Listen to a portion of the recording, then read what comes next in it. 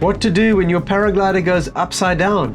Sometimes, especially in strong wind, your paraglider can flip over on the launch site.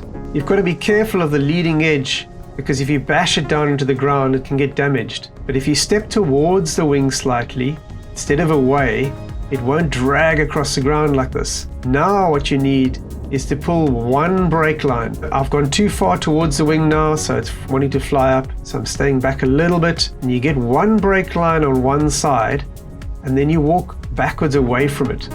So I'm walking to my right, and this gives the wing a chance to stand up in a cobra launch, to lift gently off the ground without dragging, and then you can slowly bring the wing overhead.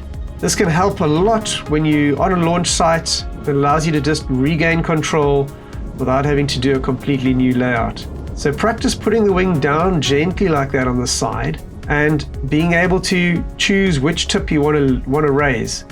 So here I'm pulling on the brakes to let the glider fly. I'm stepping towards it to get rid of the power, and then I'm pulling just the one brake on the one side and stepping away from that tip, letting it rise, lifting the whole wing off the ground. This is a very good exercise to do if you've got any grassy area that you can play on with a very shallow slope or a flat area. Practice landing, flipping the wing over. You can even play around with doing some spins once you get the hang of this. And then pulling the brakes will make the wing fly up.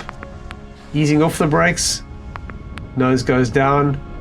That's too much, too close towards the wing. Stepping back a little bit gives me some tension, and then I can pull the wing up and get it up and refly it. So practice this movement now, going towards the wing and softly, softly, softly putting the nose down, and then flying it up from the other side.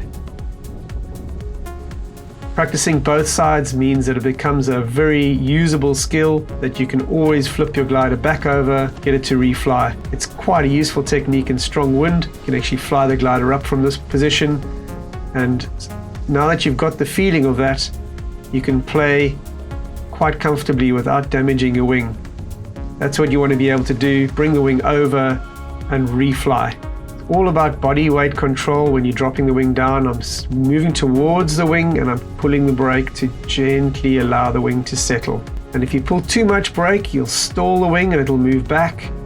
You'll find a sweet spot where you're just letting the wing fly and slowly come overhead. So find a grassy area to go and practice this, and use it when you're launching and your glider goes upside down. To learn more, come and take my ground control course on flywithgreg.com.